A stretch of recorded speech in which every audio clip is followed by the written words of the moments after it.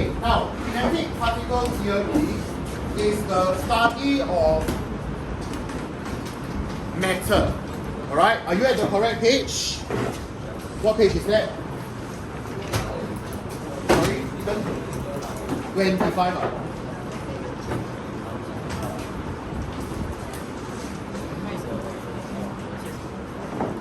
Okay, now that's where the cover page is. Let's take a quick look at the chapter subtopics. Now, before I go into the subtopics, I just want you to know that we are going to study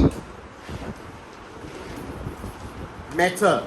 Okay, and matter is the heart of studying physical sciences like chemistry, like bio, okay, even for physics, alright, other than studying the non-tangible aspects of science like energy, like forces, okay, there is also a great deal of emphasis on matter. So, for physics students, the whole idea of kinetic particle theory will transcend, okay, across both chem and physics, alright? Now, so I just want to recall very quickly, can you all remember? Matter, what is the definition of matter? What do you learn in primary school? Do you all remember? Matter has mass, and matter takes up space. In secondary school terms, that will be takes up space means occupies a certain volume. Okay. So this is the fundamental pretext of this chapter. You might want to put it down on your cover page of this topic. Find some empty space and write. Alright. Now, so it has mass. It occupies some volume.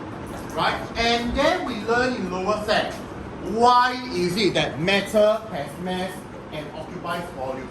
Why? We learn that all matter is made up of what?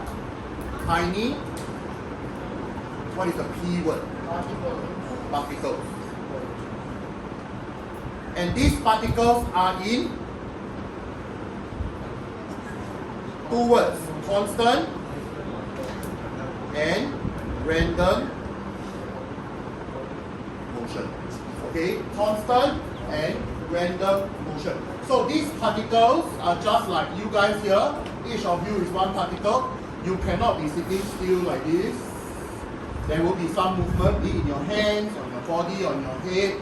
Okay, and can anyone recall if the arrangement were to be as regular as this? You are seated in your fixed positions. This is resembling matter in each state. Okay, so we all remember this over here. Okay, now, so the next thing I want to upgrade for you is what does constant random motion mean? There are two types of motion. Number one, vibration. Number two, rotation. Two types of movement. So you will encounter this in your textbook later, and this is something that we did not do in lower sec. Okay, but it's nothing very different. It's just that, okay, come Sean, stand up. Okay, so what is vibration? Let's just say Sean is a particle in this solid. This is vibration. Okay? But is it still in this position? Rotation.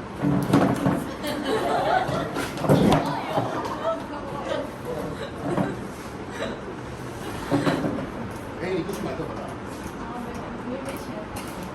你要去翻到报纸看一看，明天给我买来。Okay, so this is just what we mean by vibration and rotation. You understand? Okay, it's just under movement. Alright, we add in one more word called rotation. Vibration, you all know. Okay, vibrating about their fixed position. Okay, just to set the context for you. So therefore, today, what is this topic? What does this topic entail? Number one, okay, arrangement. This is your subtopics, huh? Movement and energy of particles in a solid, liquid, and gas. Okay, so this is your first subtopic. Arrangement, movement, and energy of particles in a solid, liquid, and gas.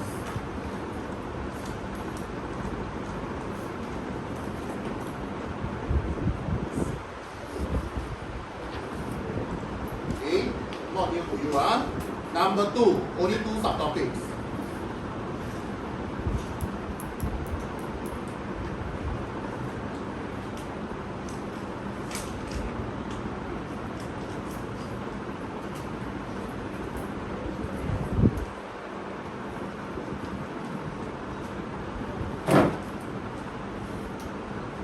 So when you are studying this chapter, you will know that there is a second portion of this topic under diffusion. After you have learned, okay, about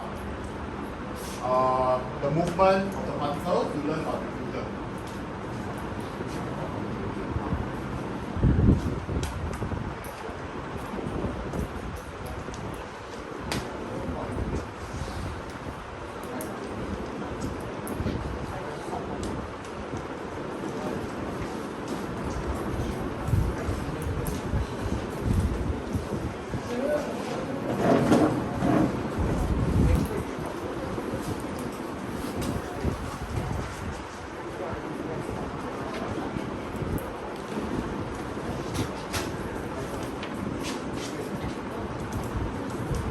Right?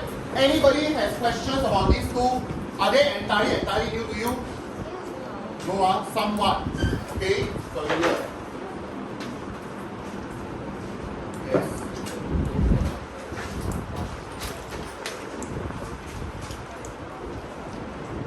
Oh, let's last minute, 2 minutes, let's not yes.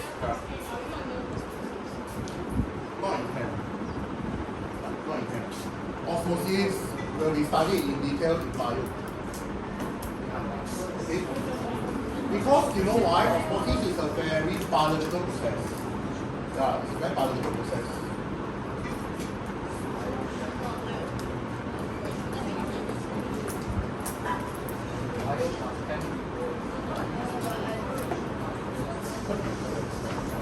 Yes.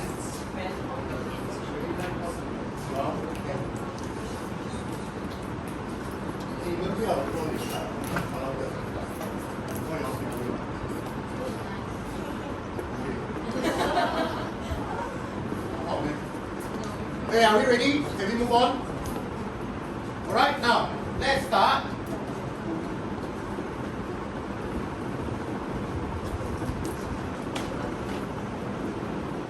Okay, before I go on, can I just ask you to do a quick bumping off with your table partner?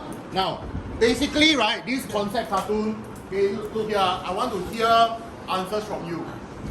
When you boil water, how many of you actually boil water? Still, or in a kettle? No, legit. Yes. When you want to drink hot water, you all boil. When I want to When you want to cook noodles or whatever lah. How many of you got water dispensers at home? Just tea, then the hot water will come out. Yeah, that's me also. Okay, right? Now the question I want to ask you is this. When you all boil water, how do you know that water is boiling? I remember, right, some years back, 1/6, when I first took my first Sec 1 batch for the new science syllabus, 2016 Sec 1. Now the girls are in year 2 of university. Okay? My class, I was teaching this, and I was in the lab, I remember. And the task that day was to teach them how to light the Bunsen burner. And after lighting the Bunsen burner, they are supposed to, instruction was bring a beaker of water to boiling point. Okay. Then they asked me, sure. How do you know if the water is boiling? That's it. I said, put your finger inside. So don't be the story. No, because there are many Sec 1 to ask the same question. Can you believe it? Then another friend said, if it starts whistling, it's boiling. You all know why? Because a kettle will whistle. Then you know that it's boiling. No, but that was 2016. I was very, very surprised. So now I must ask, I must have this disclaimer. Does any of you know what water that is boiling looks like? Yeah, whatever lah, in the pot, in the kettle, it will behave the same way. There is vigorous bubbling. Now, has anyone questioned what the bubbles are? So there are a few postulates. One, the bubbles are air. Okay, that is one discussion. The bubbles are an invisible form of water. There is nothing inside the bubbles. And the last one is that hydrogen and oxygen separate from the water. Wait, who is obviously wrong? There's nothing inside the bubble. Green color, correct or wrong? Wrong, right? There cannot be nothing. Okay, matter occupies space, and unless you have a vacuum chamber, there cannot be any. So let me just cross this nonsense off first. Okay, what about this? Separation of hydrogen and oxygen from water. Why is it wrong? Heating is a what process? Change of state is a physical process. In order to break down water, which is H2O, into H and O, this requires what kind of process? Chemical change, and in particular, electrolysis. Okay, using electricity to split water up. So this last person here is also wrong. Now what we are left with is, it is either air or another form of water. Which one do you think is correct? Ahmad. Or Maylin. My God, I used to have a econs teacher in JC called Wong Maylin. And she dresses like a cupcake every day. Just call her Cupcake Wong. Terrible. Karma. Hey! Hey, Shakti. I need you to cut your own conversations. Come on. This is just an introduction. Why are you spending much time on this? So is it Ahmad or is it Maylin? How many of you say that it is air? Water vapor, water. How many of you say it's air? Water vapor. Only Soin says it's air. Water vapor. But Ethan says it's air. How many of you say that it is an invisible form of water? Hey, then the rest of you never raise hand is what? Jaden? Raise hand for the sake of freezing. Hey, hands up. Iron, is it? You trying to be funny? This is in Angmo. You know what's Angmo or not? Angmo is 英文啊。英語です。はい。どうですか？日本語はわかりますか？私の third language です。I have time for Japanese. I taught the language when I was a Chongqing student. Wait, why only Huh? What? Hey, but Japanese very difficult. Any of you learn Japanese here?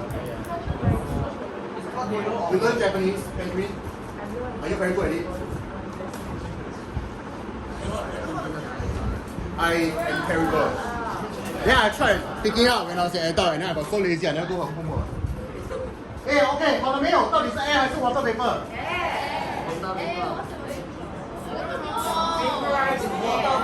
Carla, why are you getting so upset? Because you want to answer, right? It's a very controversial topic. Wow. Such a useful answer. Okay, let me reveal it to you. It is both. Okay, now, first and foremost, listen. Let me explain to you why it is water and why it is also air. Okay, now.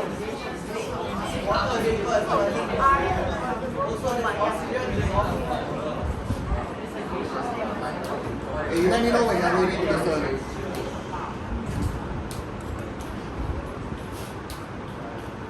Ready? For the other substances, when I, for example, sugar or salt, when I throw it into water, the solubility of the substance increases as temperature increases. Okay? So let's say I have temperature here. Okay, and then I have solubility here. If I want more salt to dissolve, I will increase the temperature. Am I right? And as temperature increases, more salt will be able to be dissolved inside. But for gases, it's the other way around. Why can fish breathe underwater? It's because there is oxygen content dissolved inside the water. There's air inside the water. Okay? But when I heat the water up, what happens is for gas, the solubility decreases. Okay? For solids, solutes, the solubility increases. So it's opposite. Once you boil the water, the air escapes. Which is why when you have Coke, when you boil the Coke, it will degas the Coke. Because the carbon dioxide that was present inside the Coke that makes it fizzy is now removed from the water. The gas escapes. You understand? You want to degas Coke very quickly, you cook the Coke.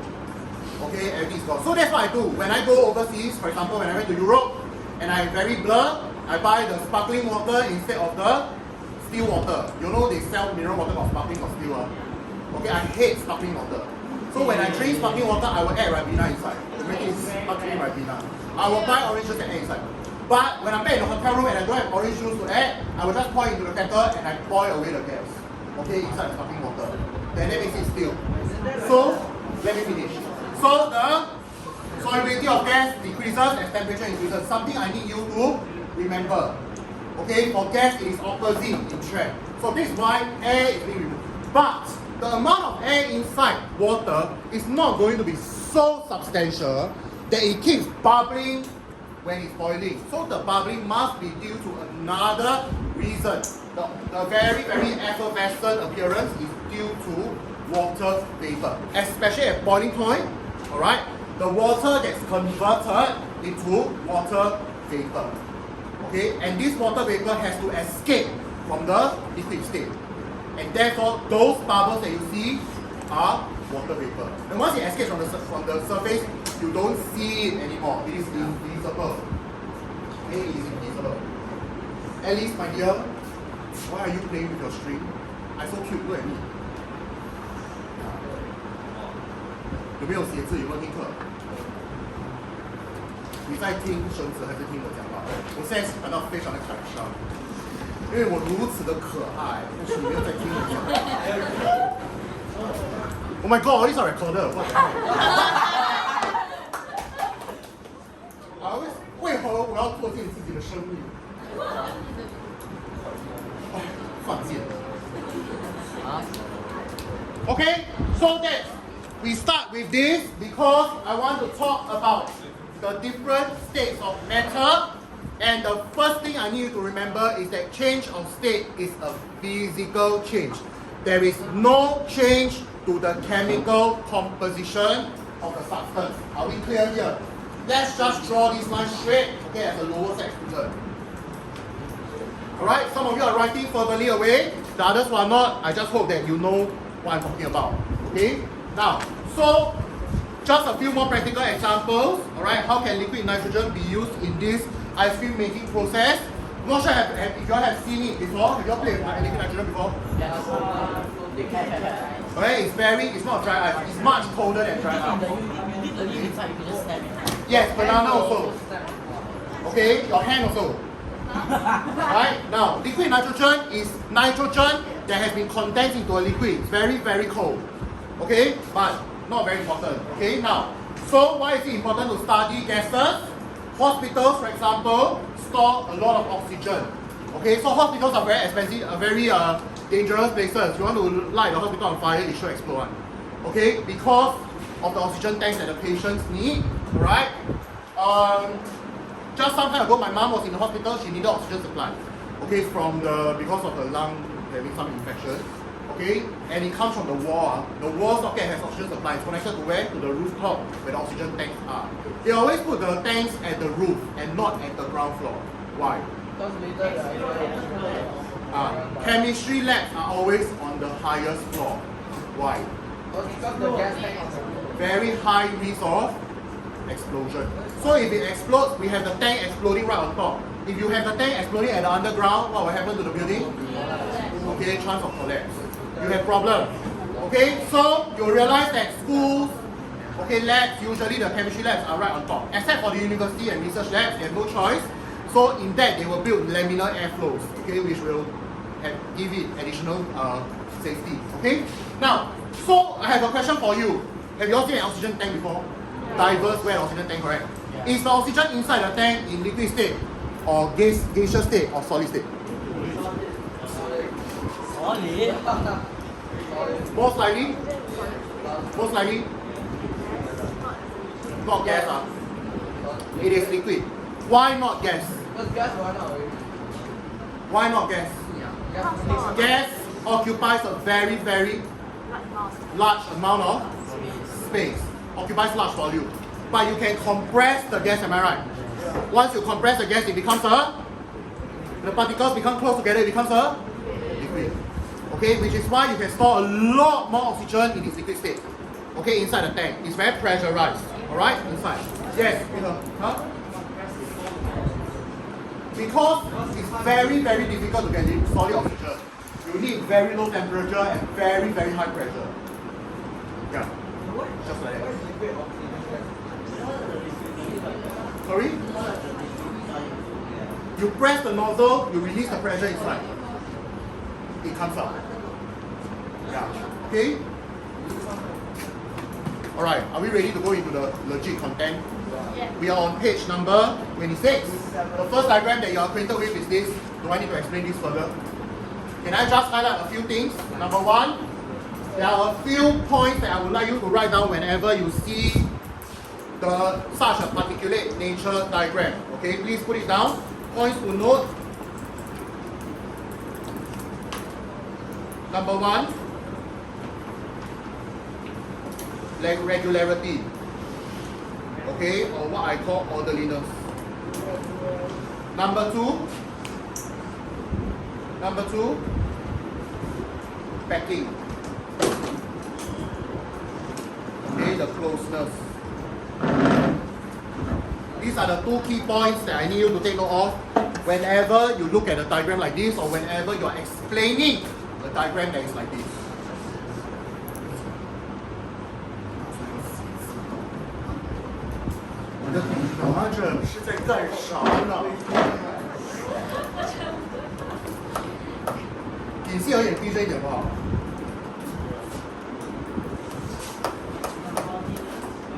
Alright, now orderliness and packing. These are the two key things I need you to remember. Over and over again, these are free marks at O level. Okay? You should know this. Okay, especially 2B. People from 2B. Okay, now packing. Packing. Can you see the screen? Can you please point your spectacles to me?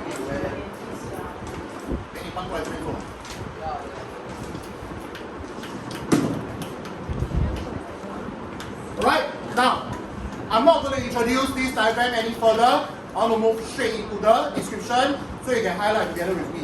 Alright, let's take a look at solids. This is on page number 27. Now, can you please highlight the word particles for yourself? I always want to stress on this.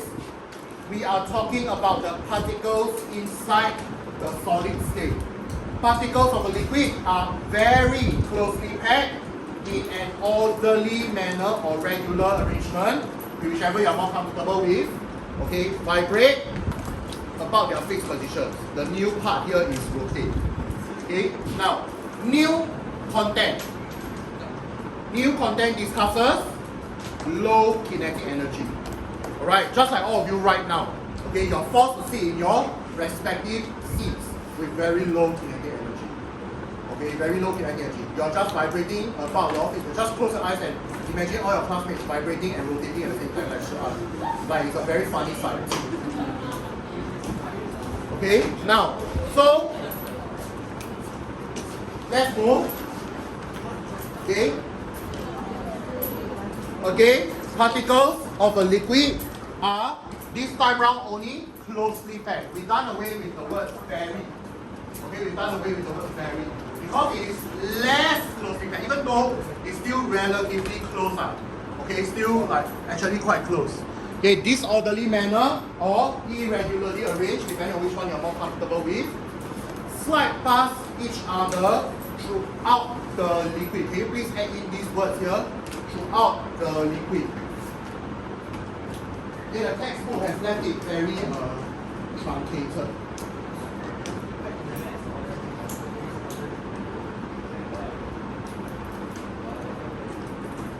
Read, you don't read. Everything also need to tell you very well already.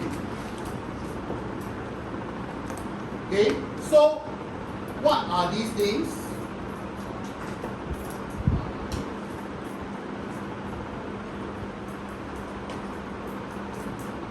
This is your arrangement. This is your movement.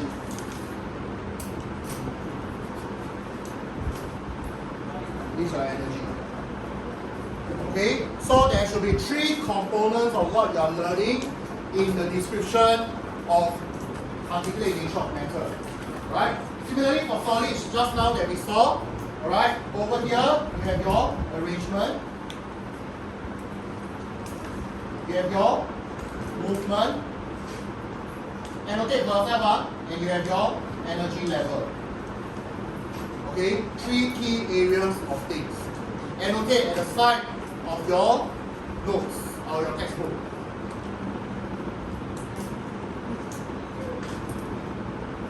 Now I'm recording this lesson. If you need to revisit the content, you can just fast forward to the part that you need to listen to. Okay, once I make it available online, because Chiong is not here. Alright, now, last but not least, we look at gas. I'm sure by now you know what to highlight already. Okay, you can go ahead of me. This time round gas arrangement is spaced very far apart. Okay, this is the arrangement. Now, for movement, can I ask you to edit on the textbook? I do not want you to talk about sliding past each other as much as moving freely and randomly in all directions at very high speeds. Okay, so add that part in, alright, as the movement of gases. Can I check whether your textbook is accurate? What does it say? Freely, randomly in all directions. Okay, can you add in the speed part? Okay, in fact, it is correspondingly with the energy level because it has very high kinetic energy, so therefore it moves at high speeds.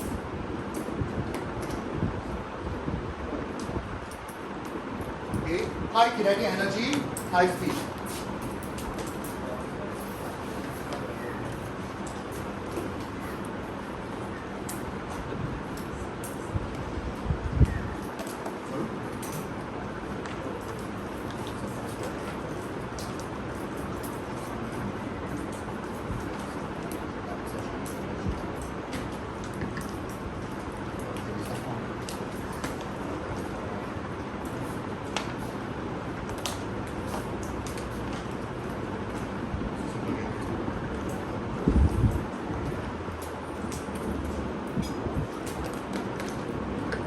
Any questions concerning this sheet? Do I need to spend more time on this? It's very boring.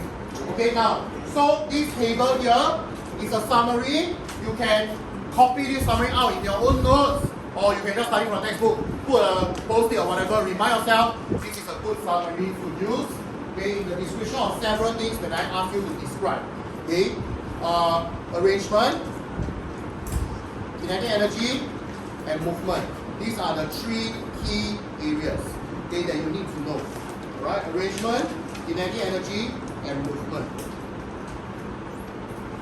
Okay, now, all the compressibility and all that you have learned in primary school.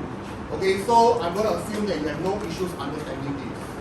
Alright, only which state of matter is compressible? Gas. Okay, and which are the 2 states that take up the shape of the container? And who are we discussing about? Particularly the particles. Always remember at upper sec level, we want to mention the word particles. Particles of a solid, particles of a liquid, particles of a gas are blah blah blah. Particles of a substance are blah blah blah. Okay, always remember the word particles. How are the solids, liquids, and gases different in their arrangement, movement, and energy level of the particles? Okay, now, so let's take a look at the changes. Okay, changes between solid and liquid. The first change you want to learn is melting. Can I ask you to take some time to look at page number 28? Alright? Read 28 and 29 right now. Okay, the two curves over there. Highlight the key points that are on the curve. Okay, take some time to read. I give you the luxury of time to read. You jolly well read. Yes. If you what? Throw.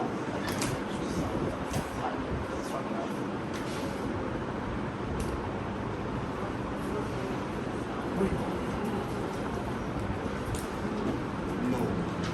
Physical force is not enough. You need a surrounding temperature to high enough for every single particle in the cell before we separate the charge. What about you this one?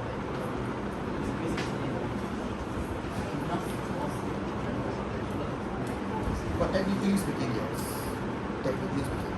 But practically speaking, temperature is the most important factor.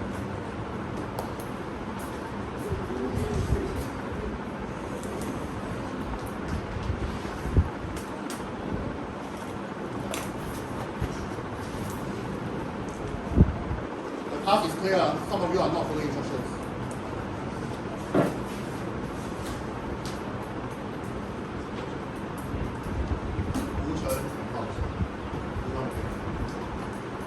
So important things we need to discuss now.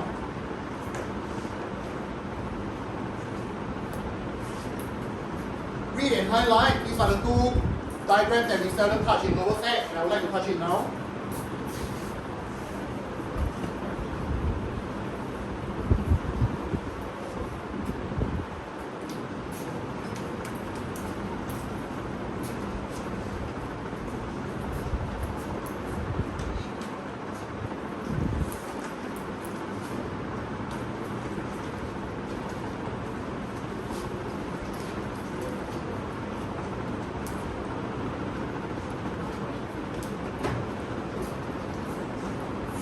One more minute.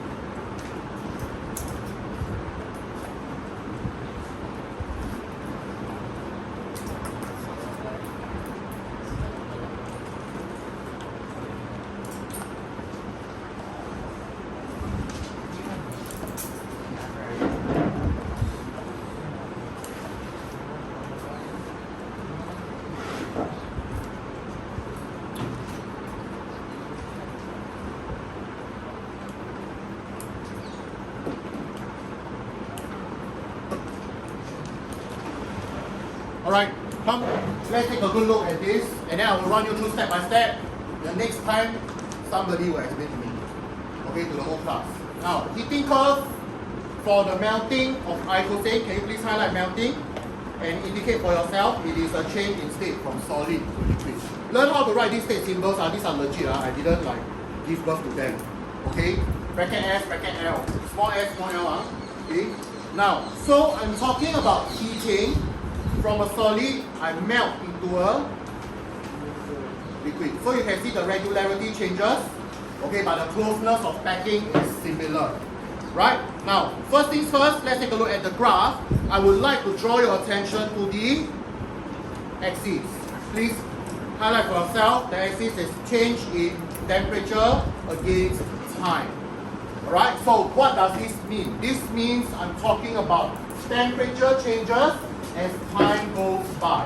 Okay, and you notice that at the first part of heating this substance at a solid, okay, I heat it up to 37 degrees, which is its melting point. Okay, now this part here in green color What's the explanation? The most important one is this. Thermal energy or heat energy is converted into kinetic energy of the particles. Okay, this is the conversion into heat energy, or rather into kinetic energy. So what happens is the particles now begin to vibrate faster and faster. Can we understand the concept? And then the temperature increases.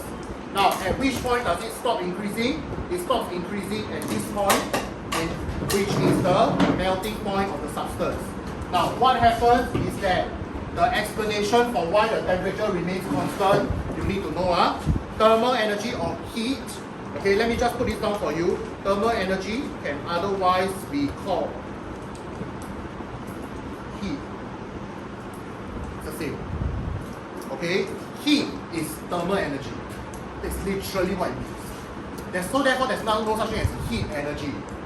Heat energy will translate into thermal energy. Okay, thermal energy equals to heat. Now, what happens is the heat is absorbed from the surroundings, because remember you're heating this fella, that guy is taking in the energy. Okay, you are the surrounding, you provide it with heat. From the surrounding, the temperature of the solid at its melting point. Now, the next important point is here. The particles with the higher energy can now overcome the forces of attraction that are holding the particles in the solid state. Okay, they are holding the particles in the solid state. So please highlight that part in the graph if you have it in your textbook. Okay, now the orderly packing is disrupted, both solid and liquid are present. So this is something you have learned in your already lower set, solid and liquid. Down here, they are all still solid. Now, until this point C, when melting is completed, all has melted at point C. What happens now? The temperature begins increasing again. Reason being, the thermal energy is now again converted to kinetic energy. Okay? So a very important relationship. What is the relationship between kinetic energy of the particles and temperature? What is the relationship between kinetic energy and temperature? The higher the kinetic energy, the higher the temperature. So actually, you will learn in physics, those of you who are physics students, temperature is a measurement of the average kinetic energy of particles. Okay, which is why you see each time you see heat being converted into kinetic energy, the temperature increases. Can we understand this? Okay, so let me just draw this for you. You see the graph like this. Okay, it starts from say whatever 0 degrees, reaches the melting point. This is the melting point. Alright? Okay.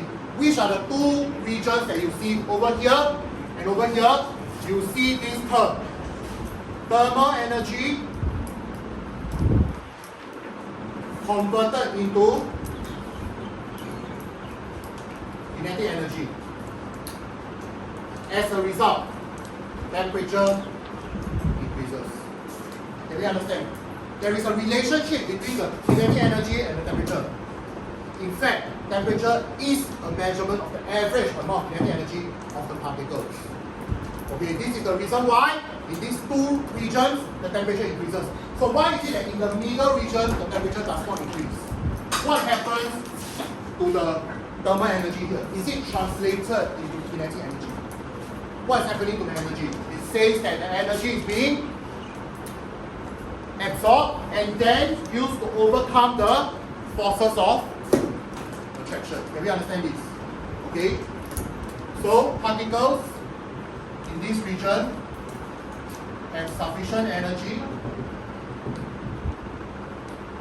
to overcome the forces of attraction between the particles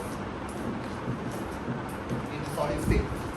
So that is the idea here, which is why the temperature remains constant. Because the energy that's being absorbed, okay, is used to overcome the force of attraction between the particles, holding it in the solid state, which is why it starts melting. Once it's done melting, the conversion comes back. thermal energy converts back to kinetic energy and the temperature rises again. Clear? I need you to understand this. Okay, this is the first slightly advanced thing you are learning in Chem. Okay, lower set, you just memorize the diagram. Upper set, you need to be able to explain every single step of this diagram. Wu Chen falling asleep. Are you okay? Huh? No, just now you close your eyes for a while.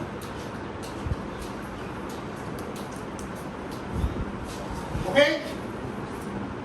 Now let's move to cooling. The opposite is true. Okay, the opposite is true. Now we start from a high temperature and you realize there's also conversion. Kinetic energy converted to thermal energy, and then what? And then what? You realize this time round it is transferred to the surroundings. So energy is lost. Because now I convert backwards. Kinetic energy convert to thermal energy, and I lose this thermal energy to the environment. Yes. No, it is lost to the, that means transferred to the air particles around the environment. It's not lost, it's lost to other things. So I lose the energy, right? I have kinetic energy, I convert the heat. The heat being conducted away by air. Lost from the particle. Lost from particles. Okay? Lost to the environment. It says lost to the environment.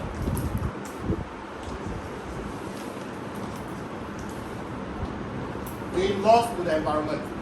Right? Yeah, yes, correct. Shunt has a good energy. It's really just like you do something, somebody takes it. Yeah, then you lost it. Okay? Escape by something else. Alright. Okay? So what is the consequence? The consequence is the temperature starts dropping because now the conversion is in the opposite direction. Can you understand? From kinetic energy back to heat, and heat is being lost. Gained by the environment, be it through conduction, through convection, or whatever. Okay?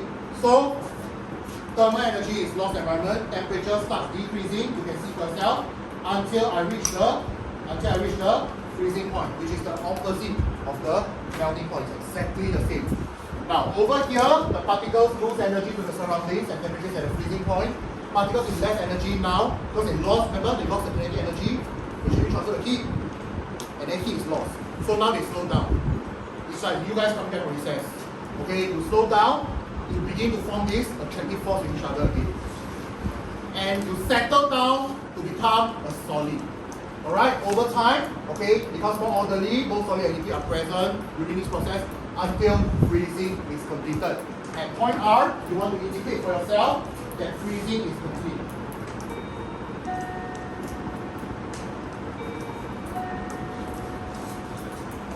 Okay, freezing is complete.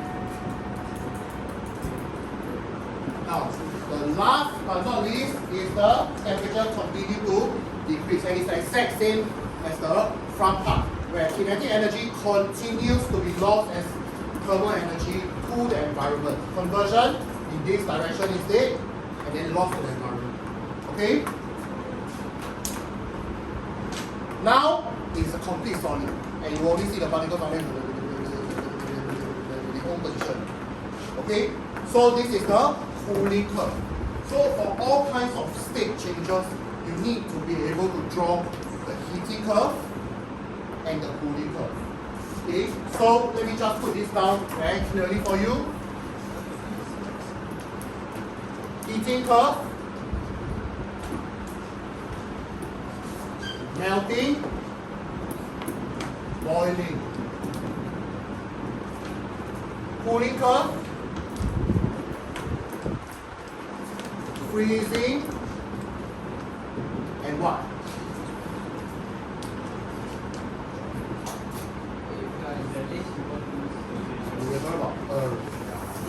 With your face, you still lose heat in the form of radiation.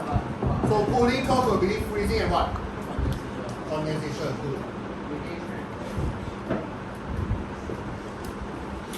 Okay? The graph is exactly the same. Where do you see these two graphs, freezing and condensation? Where do you see boiling and condensation? turn to page 29, 30. Sorry, 30, 31. 30, 31. On the left, you will see boiling. On the right, you will see condensation. Okay, can I ask you to read up these 2 pages as part of Chem homework in preparation for Thursday's HPL? Okay, Thursday, HPL, very simple task. Watch a lecture, clear a Google quiz, you are done. Okay, I will set about 40 minutes worth of work. Can it be done? Right? Now, to be fair to you, let me also issue the assignment for this worksheet. One. Okay? So now I'm telling homework to you. Put it down on your own calendar. So Chem homework for this week, because I'm not seeing you anymore. Number 1, theory workbook, worksheet 1C. Number 2, theory workbook, worksheet 2A. Number 3, read textbook page 30 to 31. Okay? In fact, actually you should do this first. Read first, then you do. Now, when will this be due? This will be due week 7, which is next week. Okay, first lesson next week. This one.